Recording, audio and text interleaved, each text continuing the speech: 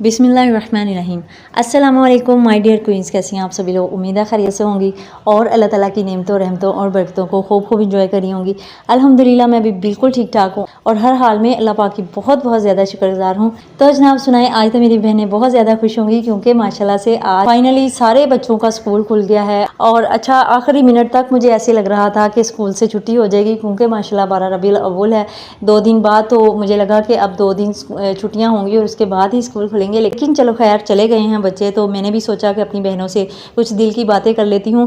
पिछली वीडियो में आपने जितना मुझे प्यार दिया, जिस तरह हज़ारों बहनों ने उसे देखा, और आप लोगों का मैं सच्चे दिल से शुक्रिया भी अदा करती हूँ। और मैंने बिल्कुल भी नहीं सोचा था कि ये जो वीडियो आपको एक इतनी पसंद आई है तो मुझे इस तरह की 2-3 और बनानी पड़ जाएंगी और ये पूरी सीरीज़ बन जाएगी। तो इसीलिए आज मैंने सोचा कि इसी सीरीज़ को जारी रखते हुए एक और बेहतरीन और आपके बहुत काम आने वाली वीडियो मैं आपके लिए बनाती हूँ। हम घरेलू ख़वातीन क्या करती हैं कि सुबह से शाम तक वही एक रूटीन होती है। नाश्ता बना लिया, लंच बना लिया, डिनर की तैयारी कर ली, और हमारे कई साल ऐसे इसी चक्कर में गुजर जाते हैं। बच्चे छोटे हैं तो उनके डायपर्स चेंज करने हैं, बड़े हो गए हैं तो उनके टिफ़िन बनाओ, उनको स्कूल भेजो। हालांकि ऐसा बिल्कुल भी नहीं है कि हमें कुछ नहीं आता या हमारे पास कोई स्किल और हुनर नहीं है, या हम हांडी रोटी के सिवा हम कुछ कर ही नहीं सकते। बल्कि सच तो यह है कि हम शादी के बाद खुद ही अपनी इतनी मत मार लेती हैं कि ना अच्छा लिबास पहनने को दिल कर रहा होता है, ना अपनी ज़ात पर तवज्जो देने का दिल करता है। ज़िंदगी का मकसद सिर्फ यही रह जाता है कि जल्दी जल्दी बस खाना बनाओ, नाश्ता बनाओ, बच्चों को स्कूल भेजो, सबको राज़ी करो और फिर 2 घड़ी जो है वो आराम के मिल जाए। इसी रूटीन से निकल के मैंने जब सोचा कि आज मैं इस मौजू पर बात करूं कि मैंने ससुराल में रह के अपनी इज़्ज़त और मुकाम किस तरह से बनाया, और अपने लिए किस तरह से वक्त निकाला, और अपनी प्रोफेशनल जो एक लाइफ होती है, फाइनेंशियल कैरियर जो होता है, वो किस तरह से स्टार्ट किया, और घर में रह के माशाल्लाह से अर्निंग भी स्टार्ट की, और साथ में जो हांडी चूल्हा है वो तो माशाल्लाह से हमारा चलता ही रहता है। और हमें इस बात पे अल्हम्दुलिल्लाह भी कहना चाहिए कि अल्लाह पाक ने एक बहुत बड़ी जिम्मेदारी जो है वो हमारे ऊपर छोड़ी होती है। अच्छा, ये वीडियो रिकॉर्ड करने से पहले ना कुछ मैंने थोड़ा सा बादशाह सलामत से भी पूछा कि आप मुझे बताएं कि मेरे ससुराल में, मैं आपके घर में मेरा जो मुकाम और इज़्ज़त है वो मैंने किस तरह से बनाई। बड़े मज़े की बातें उन्होंने भी मुझे बताई और मुझे सुन के बहुत अच्छा लगा। शायद मैं खुद सोचती या बोलती तो मुझे इतना अच्छा नहीं लगता, क्योंकि एक शादीशुदा औरत की सबसे बड़ी कामयाबी यही होती है कि इसका शौहर इससे राज़ी हो और उसके दिल में बीवी के लिए इज़्ज़त हो। और सच तो यह है कि शौहर को राज़ी करने के लिए ना उसके माँ बाप और बहन भाइयों के दिल में जगह बनानी ही पड़ती है, चाहे आपको उसके लिए कुछ भी करना पड़े। अगर ससुराल में ताल्लुकात आपके ख़राब हैं तो इसका असर मियाँ बीवी के रिश्ते पर ज़रूर पड़ता है। और जब मियाँ बीवी का रिश्ता कमज़ोर हो जाता है तो सबसे ज़्यादा खुश शैतान होता है, और वो लोग होते हैं जो आपको एक साथ खुश देखना नहीं चाह रहे होते। तो माय डियर क्वींस, अगर आज मेरी ससुराल में इज़्ज़त है तो इसका मतलब ये भी बिल्कुल नहीं है कि मैंने कोई मुश्किल वक्त नहीं गुजारा।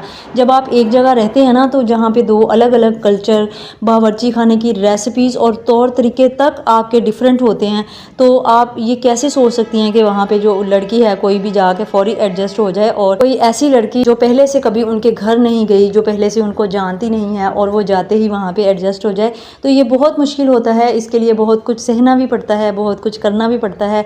तो आगे चल के हम वो सारा कुछ डिस्कस भी करेंगे और आसान तरीके से आपको ये भी बताऊंगी कि आपने किस तरह से अपना मुकाम बनाना है। और आज के दौर में आपने सिर्फ और सिर्फ हांडी रोटी तक नहीं रहना है, बल्कि आपने अपनी सेल्फ ग्रूमिंग के लिए किस तरह से काम करना है, और अपना फाइनेंशियल करियर अगर आप स्टार्ट करना चाहती हैं तो वो किस तरह से करना है। यहाँ पे कुछ क्लिप्स आपको अब्दुल हकीम शहर के भी नजर आएंगे। असल में वहाँ पे रहती है शहजादी की फूफो, और उसके साथ मेरी बहुत ज़्यादा बनती है। मुझे ऐसा ही लग रहा होता है जब मैं उनके घर जाती हूँ जैसे मैं अपने मैके की किसी फैमिली में आई हुई हूँ। वहाँ पे बादशाह सलामत की फूफो भी रहती हैं और शहजादी की फूफो भी रहती हैं, तो वहाँ पे हम बहुत ज़्यादा इंजॉय करते हैं। आप क्लिप्स में भी देखिएगा और ख़ुद भी इंजॉय कीजिएगा। आज के सीन भी बहुत प्यारे हैं।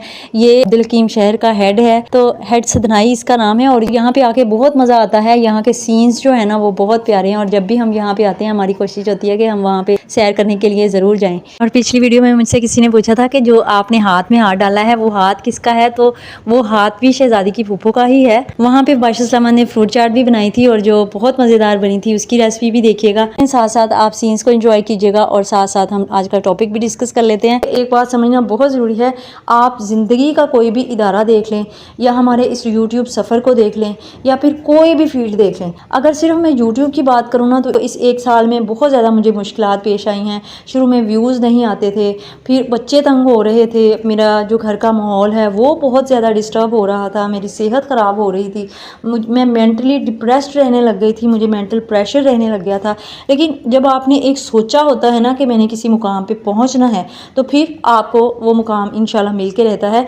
तो इसके पीछे आपकी बहुत बड़ी जिद्दोजहद होती है, कुर्बानियाँ होती हैं, आपने अपनी ज़ात को बहुत जगह मारा होता है, अपने आराम को पीछे किया होता है, खुद को मिटा के आगे चलाया होता है, तब जाके ये मुकाम मिलता है। लेकिन अगर कोई ये सोचता है कि उसे फ़र्क नहीं पड़ता कोई उसके बारे में क्या सोचता है और उसे ससुराल में इज्जत बनाने की कोई परवाह नहीं है, तो फिर वो बिल्कुल अलग रह सकता है। फिर उसे कोई मुश्किल नहीं है कि वो सादा सी एक आसान सी ज़िंदगी चुने और वहाँ पे रहता रहे, और ससुराल में रिश्तेदारों में कोई भी उसके बारे में कुछ भी सोचे, कुछ भी कहे, जो मर्ज़ी होता रहे, और वो अलग थलग जो है वो खुश होता है। लेकिन ऐसा होता नहीं है ना। मेरी बहुत सारी बहनें हैं जो ये वाकई चाह रही होती हैं कि उनकी इज़्ज़त भी हो, वो मिलजुल के भी रहें और खुशहाल घर बसाएं जहाँ पे सारे जो हैं वो उससे राज़ी हों। तो इसके लिए सबसे पहली चीज़ आपकी नीयत होती है। आप क्या सोच कर ससुराल में कदम रखती हैं और पीछे से आपको क्या सिखा के भेजा गया है, और यही नीयत जो होती है ना, ये फ़ैसला करती है कि आपने आगे चल के घर को किस तरह से संभालना है। जब एक लड़की को पीछे से सिखाया यही जा रहा है कि जाके सिर्फ शौहर को कंट्रोल करना है, उसको हाथ में लेना है, उसे माँ बाप से छीनना है और सिर्फ शौहर की परवाह करनी है, तो फिर उसे शौहर का उनके पास बैठना बुरा लगेगा, उनके लिए चीज़ें लाना, उनके लिए प्यार जताना, अपने बहन भाइयों का कोई भी वो ख्याल करेगा तो फिर उसको वो बुरा लगेगा। ऐसा ही होता है ना कि जब आप यही चाहती हैं कि जाते ही शौहर जो है वो आपके आगे पीछे फिरे, आपकी कसीदे पढ़े, तारीफ़ें करे, हमने उनको अपने बहन भाइयों से दूर भी नहीं करना और उनको अपने दिल के करीब भी करना होता है। अच्छा, यहाँ पे मैं आपको बताती हूँ कि जो बादशाह सलामत ने सुबह मुझे बातें बताई ना, उन्होंने सबसे पहली बात तो ये बोली कि तुमने मेरे माँ बाप को, बहन भाइयों को बिल्कुल अपने माँ बाप की तरह इज़्ज़त दी। जिस तरह मैं उनसे पेश आता था, उन्हें उससे भी ज़्यादा मोहब्बत से उनको ट्रीट किया। आप देखें कि एक मर्द की जो सोच होती है ना, वो चाह ही यही रहा होता है कि जिस रिश्ते को जिस तरह से मैं ट्रीट करता हूँ, उसी तरह से मेरी जो बीवी है, मेरा लिबास है, वो भी बिल्कुल उसी तरह से करे। अगर आप चाहती हैं कि आपकी इज़्ज़त हो शौहर के दिल में, ससुराल के दिल में, जितनी हो सके उनके अंदर घुल मिल जाए, ताकि उनको यही लगे कि आप बरसों से उनके साथ रह रही हैं। दूसरी जो चीज़ उन्होंने कही कि ससुराल में रहने के लिए तुमने सेक्रीफाइस किया है। अब यहाँ पे मैं को मारने का मतलब अपनी सेल्फ़ रिस्पेक्ट को खोना बिल्कुल भी नहीं है, और मैं हमेशा आपको कहती हूँ कि आपने अपनी सेल्फ़ रिस्पेक्ट के मामले में कभी कंप्रोमाइज़ नहीं करना, बल्कि इसका मतलब ये है कि जहाँ ऊंच नीच हो जाए वहाँ पे खामोश रहना सीखें। जब आप एक बात के बदले 4-4 बातें सुनाएंगी तो आपकी इज़्ज़त वहीं पे ख़त्म हो जाएगी। देखें, आप वहाँ पे अकेली होती हैं और उनका पूरा संसार बसा होता है। अगर आप शुरुआत में ही बदअखलाक हो जाएंगी तो आप अपने फर्स्ट इंप्रेशन को बाद में कभी नहीं बदल सकेंगी, चाहे आप जितनी भी कोशिश कर लें। खामोशी में ना बड़ी ताकत होती है। अगला बंदा खुद ब खुद शर्मिंदा हो जाता है और उसको एहसास भी हो जाता है कि हमने इसके साथ ज़्यादती की है। अच्छा, अब सबसे इम्पॉर्टेंट पार्ट मेरी वीडियो का आने लगा है कि ससुराल में शुरुआत में जिस बंदे को संभालना सबसे ज़्यादा मुश्किल होता है ना, वो कौन होता है? आपकी सास। अगर आपकी बॉन्डिंग अपनी सास के साथ मजबूत हो जाती है ना, तो बाकी घर को संभालना भी आसान हो जाता है और कोई भी आपको कुछ नहीं कह सकता। ख़ास तौर पर अगर आपकी सास ज़रा डोमिनेटिंग है, घर के कामों में उनका होल्ड ज़्यादा है, तो फिर आपने उनके साथ मुकाबलाबाजी बिल्कुल भी नहीं करनी, और घर में उनकी चलती है तो उनके साथ पावर स्ट्रगल में ना पड़े, बल्कि हर काम में उनकी राय लें। इससे वो आपको अपना मुखालिफ नहीं समझेंगी, और वो जो एक कुर्सी छीनने का डर होता है ना, वो उनके अंदर नहीं पड़ेगा। तो इनकी बात पर फौरी रिएक्ट ना करें, उस वक्त आप जी कहकर सुन लें और बाद में प्यार से अपनी बात समझा सकती हैं। दूसरी चीज़, अगर शौहर अपने घर वालों के पास बैठकर हंसते बोलते हैं, दूर बैठकर कुड़ने के बजाय आप खुद उनके साथ मुस्कुरा लें, आप उनके साथ घुल मिल जाएं। शौहर के सामने जब आप उनके पास बैठकर, और ये आपने ड्रामा बिल्कुल नहीं करना, वाकई आपने अपने दिल में, वाकई आपके अंदर वो दिल में एक फीलिंग होनी चाहिए कि ये भी मेरे बहन भाई हैं, जिस तरह के वो मैं पीछे से छोड़ के आई हूँ।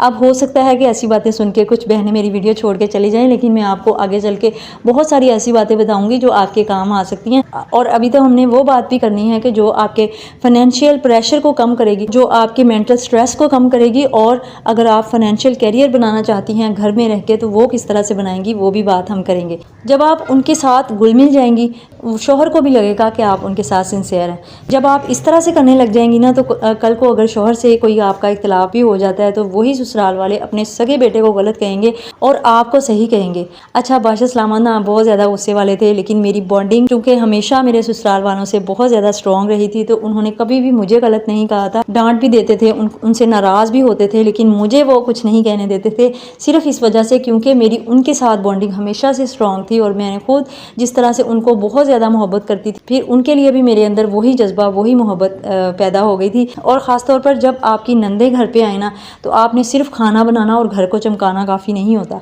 एहतमाम चाहे आप कम कर लें, आप चाहे डिशेस कम बना लें, लेकिन उनके पास बैठकर जो आप इखलाक और प्यार से बात करती हैं ना, असल में उनको वो याद रहता है और असल में कदर कीमत भी उसी की ज़्यादा होती है। वैसे जो बहनें होती हैं ना, वो तो भाइयों का खर्चा करवाती ही नहीं हैं। जब वो आती हैं ना, ख़ासतौर पर जब वो अकेली घर में रहने आती हैं, तो वो बिल्कुल भी नहीं ये चाह रही होती कि उनके ऊपर कोई भी खर्चा करे, महंगी महंगी डिशेस बना कर दें।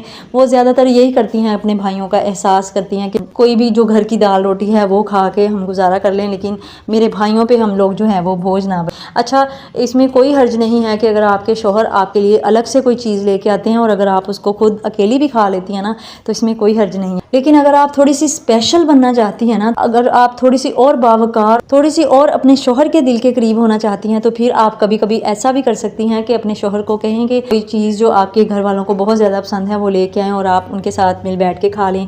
आप लूडो खेल सकती हैं उनके साथ मिल के। अगर आपके भाई के कोई छोटे बहन भाई हैं तो आप उनकी पढ़ाई में हेल्प कर सकती हैं।